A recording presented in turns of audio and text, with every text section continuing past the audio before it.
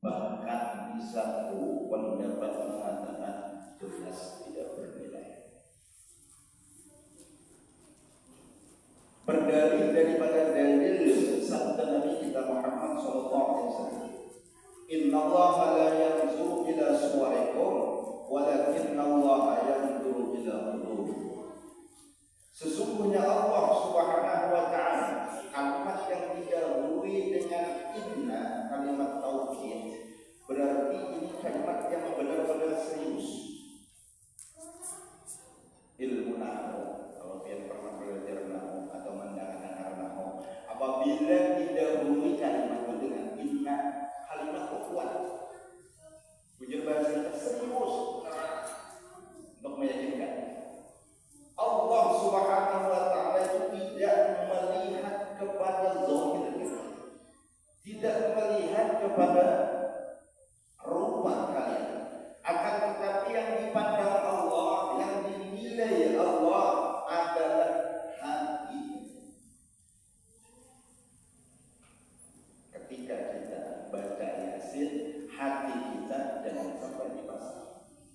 Ketika kita sholat, hati kita jangan sampai dilawat, di pemancingan. Ketika kita sholatul hajat, sembahyang sunat hajat, hati kita jangan berkeyakinan hajatku kabul gara-gara disembahnya.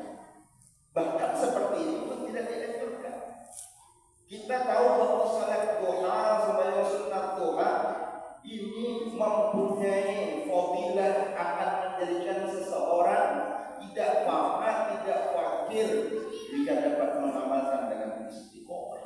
Ketika hati kita berpikir waktu sholat tersebut supaya agar kamu menjadi orang yang kaya dengan sholat duha, seperti ini pun tidak dianjurkan.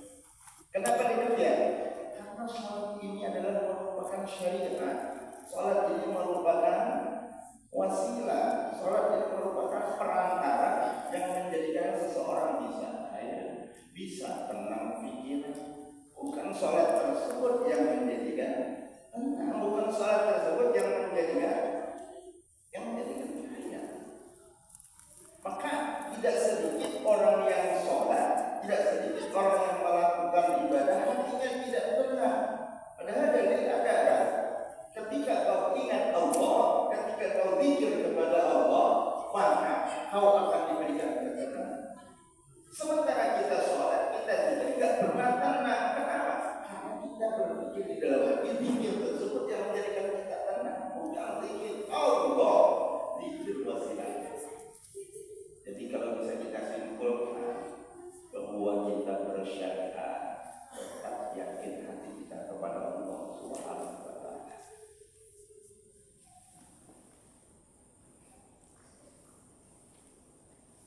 Dan segala mata yang khianat lagi akan bertanya ia daripada pendengar dan melihat serta hati dan lain sebagainya pada hari kiamat, yang maksudnya bahwa semua anggota tubuh kita ini akan dipertanggungjawabkan di hadapan Allah Subhanahu wa ta'ala. Bersalawat dan salam kepada Nabi Muhammad SAW. Setelah diawali dengan alhamdulillah, lalu salawat kepada Nabi Muhammad. Kenapa harus salawat kepada Nabi Muhammad? Karena Nabi kita Nabi Muhammad SAW ini adalah seorang yang menjadikan manusia ini menjadi baik, menjadi tahu jalan yang benar.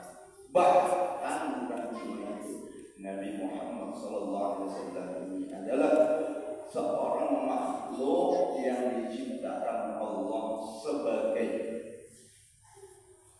awal daripada segala makhluk. Yang itu artinya jika tidak diciptakan Nabi Muhammad, maka tidak akan tercipta kita semua makhluk. Jadi Nabi kita ini merupakan penyebab barokah adanya. Jadi nggak bisa dilupakan jasa Nabi kita Muhammad SAW. Di setiap apapun, bahkan diwajibkan kita bersalawat kepada Nabi Muhammad SAW ketika kita melakukan sholat.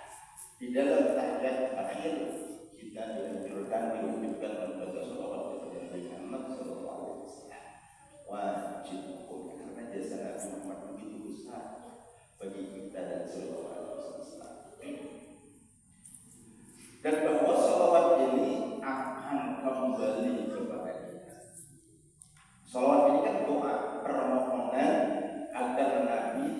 diberikan rahmat dan kesejahteraan, diberikan kasih sayang dan ketentraman.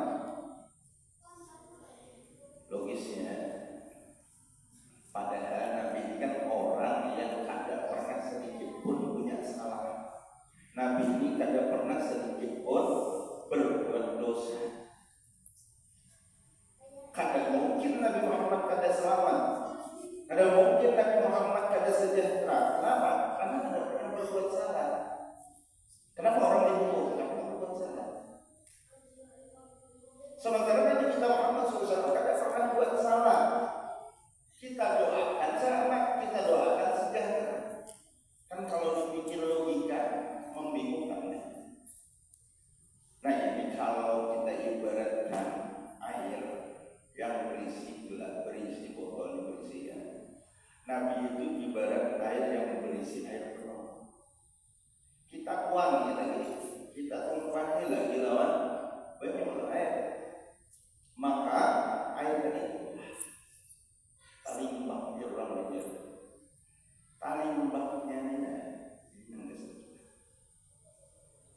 sama aja loh, kita mendoakan orang seperti itu.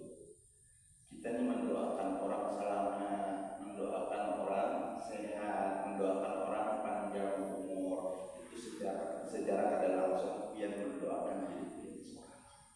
Dan ini ada. Ampun maaf ketika pian beda sahabat kita, beda tuan guru kan, orang-orang besar kan, atau saudara pian kan, pian jangan minta doakan. Pian mendoakan. Ini adabnya. Jadi kita diadabnya yang penting benar-benar. Sembahyang ada kita baca Quran ada. Apalagi kita lawan mereka orang yang memberikan petua kita sudah ada. Kalau orang terdahulu itu foto dan dia lakukan guru betul guru dia jangan di kanan, di kanan itu seakan-akan dia lebih erat daripada guru di kiri. Mantap betul tuan guru. Ini kan betul. Jangan di membaca tuan guru dan mau kayak doa. Nah, semua kebaikan yang kita lakukan, semua doa yang kita sampaikan kepada orang soleh, apalagi Nabi kita Muhammad, maka doa itu akan kembali kepada kita. Yang dibangkitkan kepada sekalian alam karena rahmat. Allah Subhanahu wa taala menitipkan kepada Nabi kita rahmatnya. Maka ada wa ma arsalnaka illa rahmatan lil alamin. Ayat. Tidaklah kami utus engkau ya Muhammad melainkan untuk memberikan rahmat bagi sekalian. Jadi Nabi kita itu dititipi Allah rahmat, kasih sayang sama Allah Subhanahu wa taala. Nabi yang memberikan rahmat tersebut, maka sifat kasih sayang itu full ada pada Nabi kita Muhammad sallallahu alaihi wasallam. Dan atas sekalian keluarga serta sahabat yang membersihkan mereka itu akan segala hati dan bersifat kecerahan dan mengasihi akan dia dengan perangai yang baik dan sifat kemuliaan. Jadi para keluarga Rasulullah, para sahabatnya Rasulullah, mereka itu hatinya bersih, tidak ada noda ataupun kotoran daripada sifat kecerahan. Yang membersihkan siapa? Allah Subhanahu wa taala. Itu ada ayat Quran yang ada.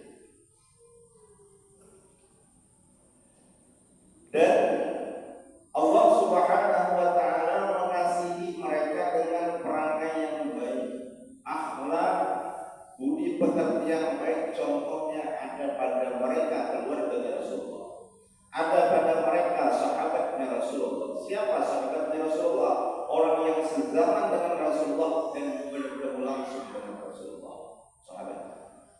Walaupun sezaman dengan Rasulullah, tapi kan pernah jumpa dengan Rasulullah dan sahabat. Walaupun pernah jumpa dengan Rasulullah, tapi kadang sezaman juga juga lain sahabat. Dan sama dengan lagi karena bentuknya ada yang cinta lawan Nabi Muhammad SAW. Abu Jahal bertemu dan sejaman, tapi hatinya kan cinta, maka kami disebut dengan sahabat.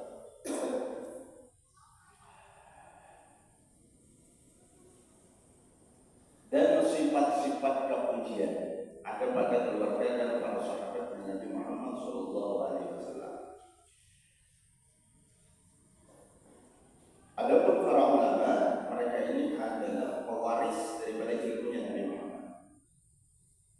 Al-ulama warasatul anbiya.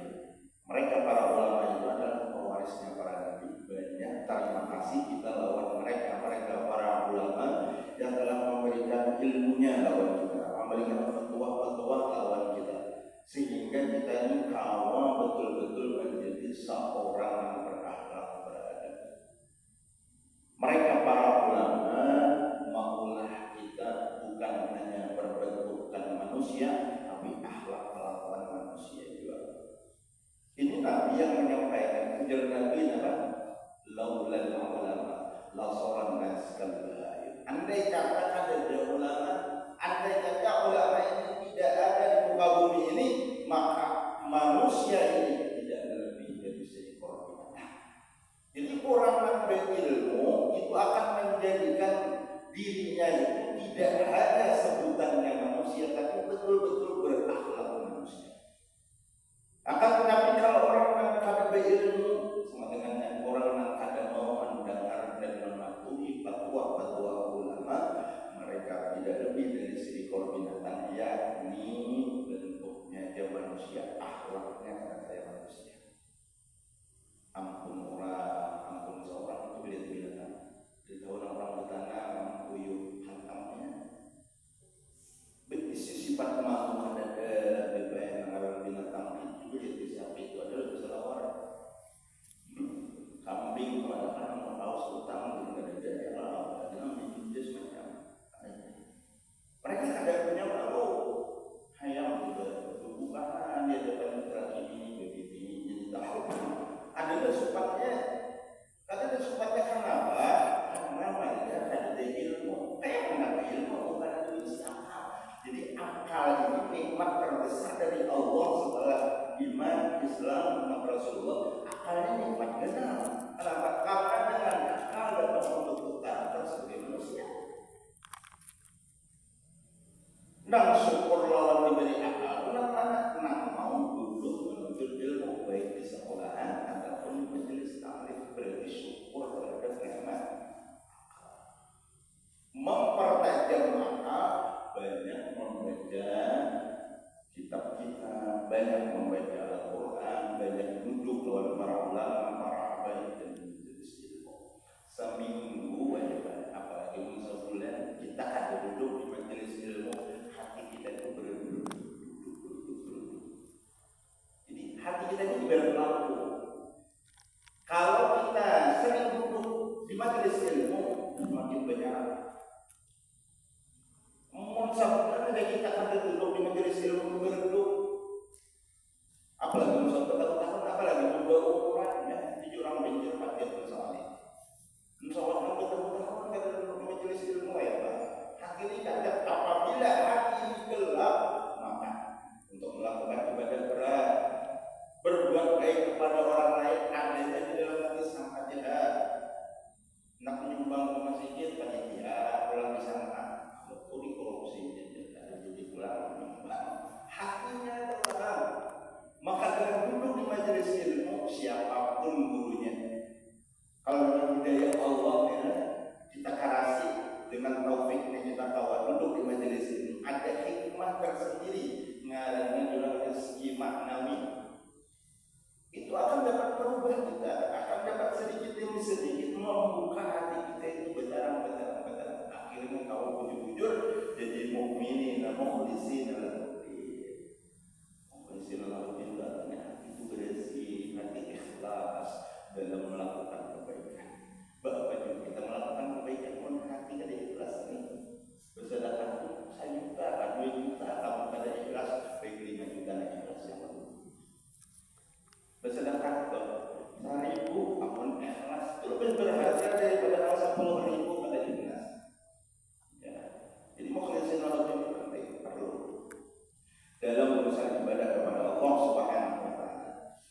Jemaah sekalian yang dimuliakan tingkat yang kecil dan pada permulaan ilmu tasawuf. Jadi kita bicara ilmu tasawuf, ini sudah kita semua membahas walaupun ada detail-detail benar kita cuma insya Allah cukup kita. Kemudian kita tambahkan sedikit membahasakan kita membaca kitab jadi kita ini belajar bahasa Inggris continue apa bagus sambung continue apa intinya apa yang bersambung kita pelajaran dan dia kalau ada kitabnya mereka perlu bersanakan atau dia menulisnya mana dia bersambung menulis di bawah ya ini serba menulis semua bisa menulis penawar bagi hati kita supaya menarik hati kita. Di sini bukan hanya membicarakan penyakit, tapi penyakit solusi. Kadang-kadang orang membicarakan ini begitu seperti itu, cuma solusinya kan saya supaya apa diri. Di sini coba mereka kan continue tadi saya berepisode. Sebuah kitab kecil yang padanya permulaan ilmu tasawuf. Kalau tauhid kan masalah keimanan. Nah, kalau fikih masalah ibadah zahir, kalau tasawuf ini masalah pembersihan batin. Membuang dengki, membuang takabur dan lain sebagainya tasawuf membahasakan. Jadi tiga ini lah apa yang kita mau isi ini. Bila ada tiga ini, fikihnya jalan, kemudian misalnya tauhidnya jalan, yakin lawan sembahyang rutin bahwa ini adalah Allah, bahwa ini adalah kelakuan dan pertolongan. Tasawuf yang pulang jangan sombong, jangan ujub, yang rasa agak lawan sembahyang etnis orang yang mengerti mesti sudah ujub mereka. Nah ini membicarakan solusinya insya Allah. Dan kita siap walau kita pinjam kawan-kawan ini yang lain. Dan bagi sekalian saudara yang baru mempelajari daripada ilmu tasawuf ini, hamba namai akan ini kitab dengan penawar bagi hati, menerangkan barang yang wajib dibersihkan daripadanya dan dihiasi dengan hiasan segala hati. Kan ada kotoran, harus ada membersihnya. Dan hamba sebut di dalamnya akan satu pendahuluan dan tiga kitab.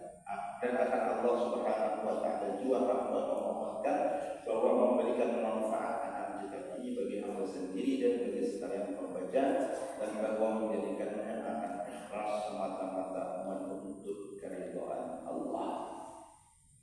Karena bahwasanya dia sangat kuasa atas setiap sesuatu. Muqaddimah. Satu, ketahui olehmu bahwasanya ilmu tasawuf itu pengetahuan yang diketahui dengan dia akan segala kelakuan hati. Hati ini berdua juga kelakuan duanya. Ada kelakuan baik, ada kelakuan kadang baik, rasakan aja biar hati kita nih. Hati kita ini pasti ada kadang-kadang rasa nyaman, ada rasa sakit. Nah rasa sakit itu berbeda, bisa penyakit. Lebih baik kita berpenyakit zahir daripada berpenyakit batin. Sebenarnya seperti itu. Biar bakal dapat awak misalnya mana ini kawan masih dengan orang tadi itu lebih baik daripada sehat kerja miskin. Jujurnya sehat, bahkan sakit, ganteng bahkan, tapi hatinya rusak, selalu dengki sama orang, selalu ujub dengan apa yang dia lakukan berbentuk kebaikan, takabur, sombong dengan harta yang diberikan Allah. Lebih baik batin kita sehat daripada zahir kita yang sehat. Nah bagus lagi zahir sehat, hati sehat, nyaman benar hidup lebih baik. Batin sehat, zahir sehat, cuma langkah. Allah Subhanahu wa Ta'ala maulahkan manusia ini dengan berbagai bentuk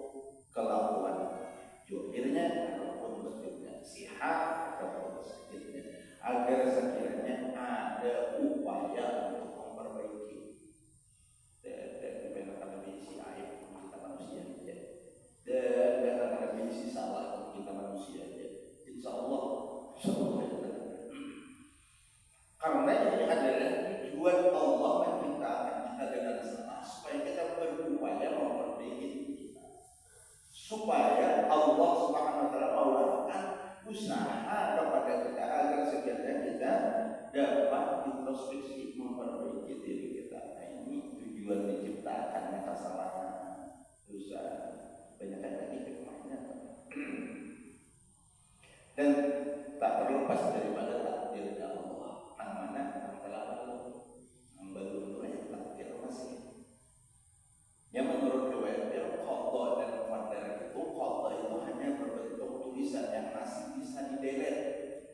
Tapi kalau qadar itu sudah terjadi dalam oleh Bapak. Akan tetapi qadarnya Allah, takdirnya Allah yang terjadi kepada kita yang ada baik berupa perlakuan dosa, dengan kita memohon ampun kepada Allah akan dihapus tulisan dosa tersebut.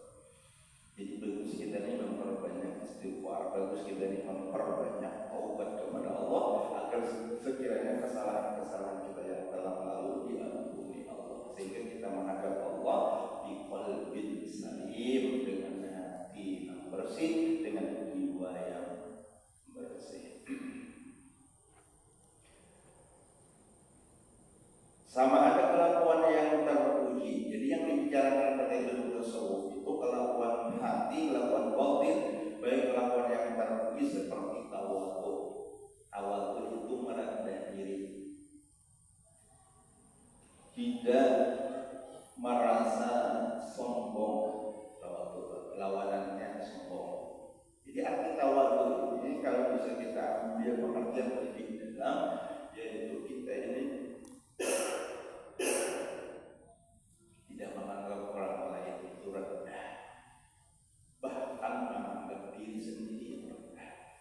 Tidak menganggap orang lain itu kurang baik atau bahkan jelek atau bahkan buruk, tapi menganggap diri seorang yang buruk, kurang baik. Seperti itu sifat tawadhu pada hati. Dan kalau bisa kita praktekkan dengan akhlak kita, dengan kelakuan kita, dengan zahir kita. Karena dengan membiasakan prakteknya ini, maka ini akan melatih hati kita menjadi orang-orang tawadhu. Contohnya, kita hargai orang yang di atas kita dan kita sayangi orang yang di bawah kita. Kita praktekkan, baik itu dengan bersalaman, baik itu dengan cara kita bergaulkan, artinya kita menyayangi yang di bawah ini, ada melecehkan, ada meremehkan, dan kita menghargai yang di atas. Nah, ini salah satu cara mempraktekkan sifat tawadhu agar sekiranya hati kita ini terlatih tidak merasa menjadi orang yang lebih baik dari orang lain, merasa. Kalau kita arti bahasa merasa itu perasaan yang bahaya. Kalau menjadi orang yang lebih baik itu memang tujuan, cuma jangan sampai merasa lebih baik. Dan juga dibicarakan padanya tentang sabar. Sabar ini ibarat obat, pahit awalnya akan tetapi manis akhirnya. Orang kalau sakit minum obat itu pahit, tapi ujungannya manis maksudnya dalam arti sehat. Nah, ibaratnya orang sabar itu seperti itu. Orang sabar itu insya Allah hasil dari Allah Subhanahu wa Ta'ala itu bagus. Bini pendidikan juga sabar itu. Insya Allah bininya dengan sabar kita kan wasilah sabar itu kan insya Allah bisa pendidikan. Amun yang lawannya memang penyarikan ini bertambah penyarikan ibaratnya api bensin buron bensin lubang melawarnya. Jangan gitu nih. Begitu dengan orang emosi datang kepada kita dengan membawa satu masalah misalnya lalu emosi, jangan gitu nih. Yang api itu bensin buron bensin kan. Lebih tahan ada nambah kemusan angus. Jadi sabar ini salah satu kunci untuk mendekatkan kita kepada Allah dan menunjukkan derajat kita di sisi Allah Subhanahu wa Ta'ala. Atau kelakuan yang dicela seperti dengki, hasud. Kita selalu meminta kepada Allah Subhanahu wa Ta'ala, a'udzu bi rabbil falaq, ujungnya hasidin idza hasad. Minta kepada Allah agar sekiranya kita tidak menjadi orang yang kafir atau orang bahwa yang memiliki kita.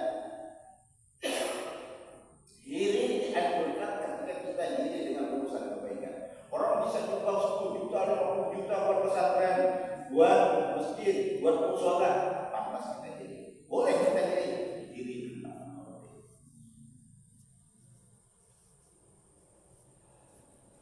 Ataupun iri dengan ibadah orang ibadah Allah salaman suruh. Misalnya iri kita dengan ibadah orang tersebut yang menuruti. Tapi kalau iri dengan harta orang, iri dengan kenikmatan orang, ini maka ada boleh. Dan juga membesarkan diri atau takabur, sombong, yang mana keduanya ini hampir satu paket. Hasad, dengki ini adalah awal dari sombong. Kenapa iblis laknatullah alaihi ada sifat takabur? Karena dengki dengan Nabi Allah. Jadi iblis aturannya Tuhan, orang disebut ada itu kan dengki itu. Kan aku tahu khalaqtani min nar wa khalaqtahu min tin. Aku dari api, ini dari tanah aku kalau jadi iblis. Lalu ujung-ujungnya sombong.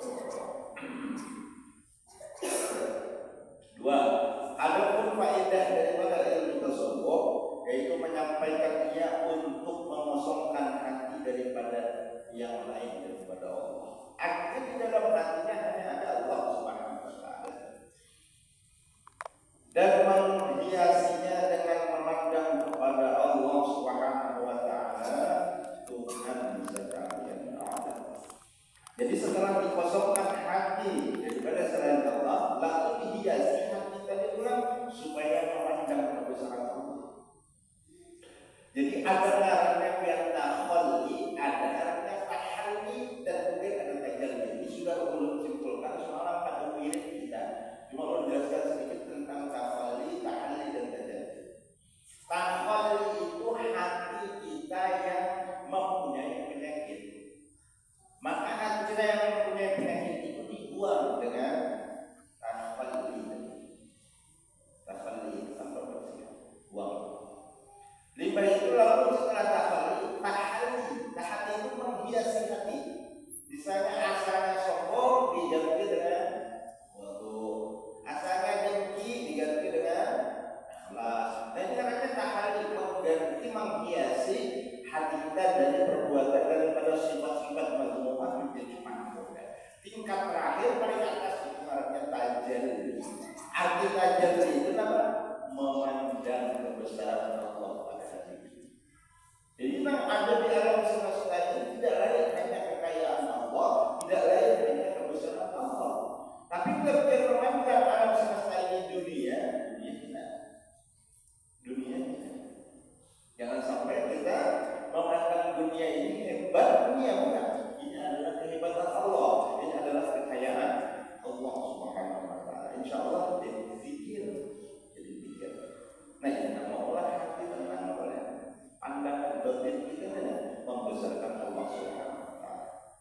Yang ketiga, adapun tujuan daripada ilmu tasawuf, maka yaitu hati manusia daripada pihak kelakuan yang datang kepadanya. Artinya pembersihan hati manusia nampak kepada manusia itu sendiri, membersihkan hati kita. Jangan sampai ada noda ataupun kotoran yang ada pada hati kita. Kenapa? Karena supaya amal ibadah kita di hadapan Allah mendapatkan nilai ridho.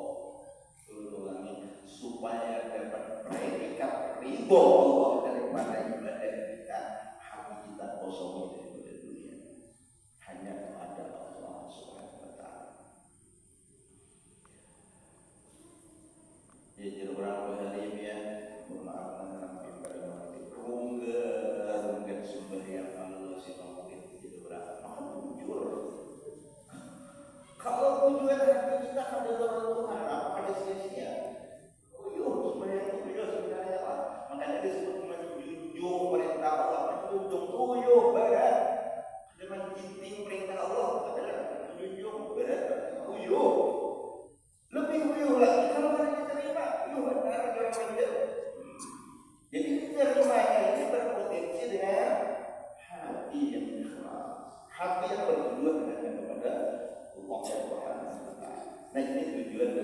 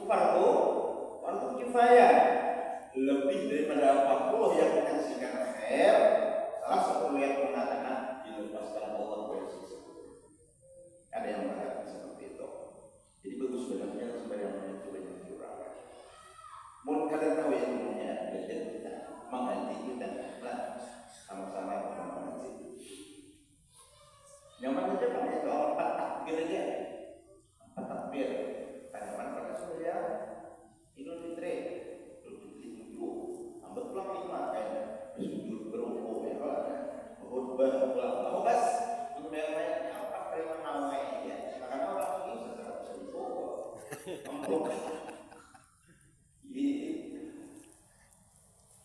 karena orang pada ada bisa zonnya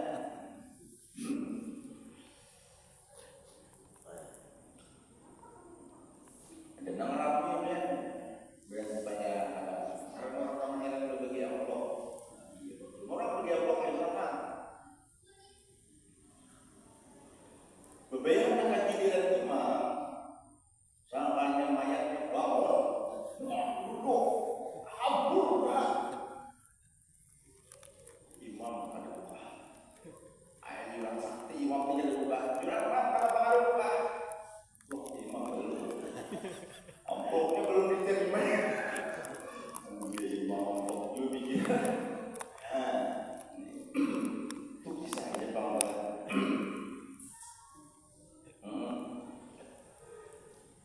ada juga aneh mungkin kalau saya kalau yang kita merasa mahal bukan yang ada mengarti ada banyak banyak beda beda tuh dia akan bunyi oleh nang mati sampai ini sekali itu orang yang bayar yang marah dia beli banyak jurang film apa pula ambil kaki gimana belajar bapak jurang ada bapak jurang kayak gitu pasang bini kalau kawin ulang kali dulu banyak kaki kayak satu tahun bini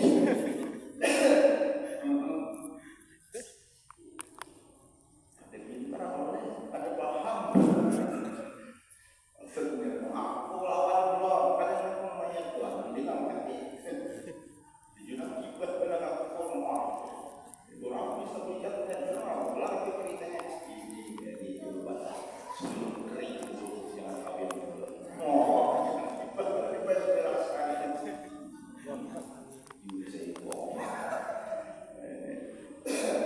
jadi fardu ain hukumnya bagi kita umat muslim untuk mengaji ilmu tasawuf dan mengamalkan ilmu tasawuf. Takbir pertama itu baca Fatihah. Temannya sedikit baca Fatihah. Jangan bawa yang tak tinggal sebelum yang lain. Langsung baca Fatihah. Allahu Akbar. Usalliyahnya usalli fardal kifayah ala hadzal mayyit arba'at takbiratin ma'muman lillahi. Kapan jangannya di dalam ini sudah aku sembahyang mayat itu pasal 5 karena bukan dengan aja kan Allah Fatihah langsung baca Bismillahirrahmanirrahim. Apakah punya dua jam dan dua jari nampak takbir imamnya punya tuntung tinggal karena takbir ulang yang kedua aku sudah lihat tadi karena aku sudah takbir ulang jangan langsung ya Allah salawat kepada Nabi salawatnya bagus salawat terakhir mun kadang kadang salawat kepada salawat paling panjangnya kalau sudah di sini akan dua kali sini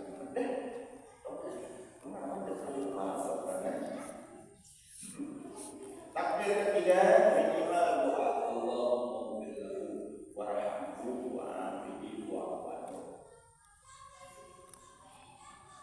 minimal itu sudah ada yang membaca Allahumma ighfirlahu untuk keren amun kelakian tahu bibirnya neraka lemayatnya dua lama lemayatnya baca katakan tsunami kata tabrakan mulut gitu ya kan berarti sembahyangnya boleh enggak boleh Allahumma ighfirlahu warhamhu wa'afihi wa'fu. Jadi aturan hukumnya itu ada yang benar yang membahas. Kemudian takbir yang keempat Allahumma la tahrimna ajrahu wa la taqdimna ba'dahu wa billana wa lahu wa li ikhwanina alladziina sabaquna bil iman wa taj'al fi qulubina ghillan lil ladzina amanu rabbana innaka ra'ufur rahim. Assalamualaikum warahmatullahi wabarakatuh. Buat itu wabarakatuh cuma bagaimana? Kalau sembahyang biasa,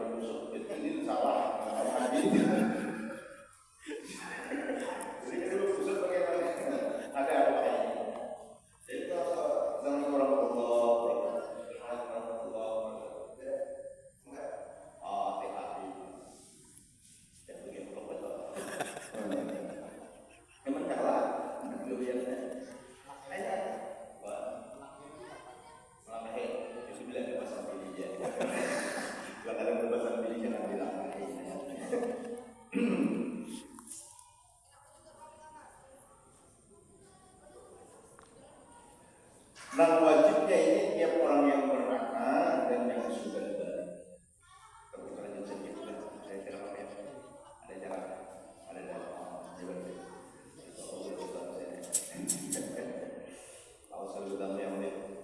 Adapun tempat tampilannya maka dari Al-Quran. Jadi ilmu semua ilmu manfaat sumbernya dari Al-Quran. Termasuk ilmu tersebut sumbernya Al-Quran. Jadi pecahnya. Ibaratnya itu juzunya adalah Al-Quran. Apa juzunya? Kulnya Al-Quran, juzunya yang penjelasannya semua. Dan hadis Nabi Sallallahu Alaihi Wasallam. Dan kita harus sunnah ini sumber utamanya dua ini.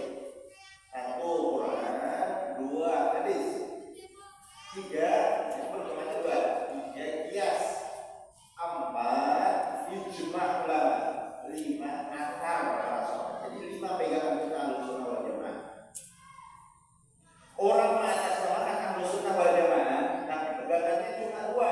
Quran hadis lima ulama kita pakai, sahabat katakan kita pakai, kias kita pakai, itu pengakuan tidak sunnah. Tapi pengamalannya tidak sunnah, pengajaran itu tidak sunnah. Belum sampaikan lagi bahwa ada bahkan banyak amalan yang dijauhi oleh ulama yang bahwa gawian tersebut, pekerjaan tersebut hanya pernah dikerjakan oleh Nabi Muhammad. Karena pernah dikerjakan, cuma pekerjaan ini bagus, maka ini terhitung bid'ah, cuma bid'ahnya bid'ah hasanah. Nah, contoh, jadi kamu jadi lebih baik bertumbang, paham lebih bertumbang. Betumbang ini apabila ada anak diberikan anak lalu ditumbang. Ini tumbang bahasa Indonesia lain, bahasa Indonesia apa? Belain bahasa kita baca ada diri nah ada juga kan sama bahasanya mulai pengertiannya untuk bahan rujak merujak jawabannya mah merujak aja bisa kita apa rujak baik ya. Tumbang ini biasa kita membaca Yasin. Membaca Yasin sampai kepada kalimat salah mengqaulan birrahim, lalu kami subuhkan misalnya apa diangkat Quran. Ya, biasanya kayak gitu lah. Kami baca lagi tumbang itu tahu apa ya? Bid'ah. Tapi bid'ahnya kenapa? Karena ini adalah siasat daripada Imam Ali Jogo. Salah satu wali semua ya lah, Ali Jogo. Dan dulu riwayatnya mau alam pada mengalami riwayatnya itu kan. Apabila ada orang besar-besar yang digawi mulutnya itu dia berbalian. Kalau yang berbalian, lu bisa lihat apa kok berbalian juga, juga pusing. Nah, lalu Imam Ali juga ini akan mengubahkan, lalu diubah dengan bacaan Yasin, bacaan salam mengqaulan salamun. Itu salam itu kan diambilkannya selamat daripada penyakit. Bilangnya bid'ah, cuma bid'ahnya dan banyak lagi yang lain yang kalau kita contohkan. Pada intinya poinnya bahwa ahlu sunnah wal jamaah itu mereka yang berijtima kepada ulama. Ijma ulama ini artinya sepakat ulama ulama. Ya, itu berarti.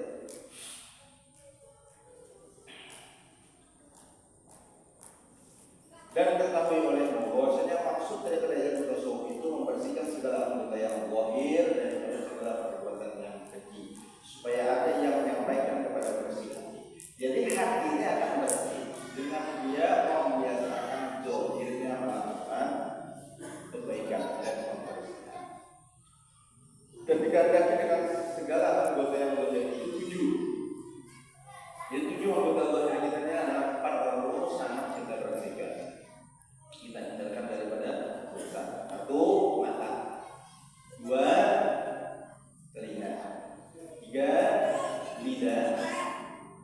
4 perut, 5 kemauan,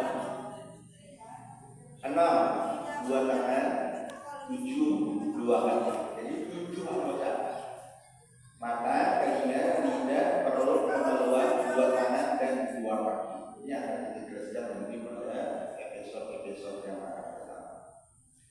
Hendaknya kita ingat di dalam hati akan bahwasanya Allah telah memberi akan engkau dengan beberapa nikmat yang besar, dan yaitu segala anggota engkau yang banyak engkau memelihara dan mensyukurinya. Maka jika tiada memelihara dia niscaya telah menjadi saksi semuanya atas engkau pada hari kiamat. Al-yawma nakhtimu 'ala afwahihim wa tukallimuna aydihim wa nashhadu an la ilaha illallah. Dalilnya akan menguji pada hari kiamat terhadap mulut kita, dan yang berbicara itu adalah anggota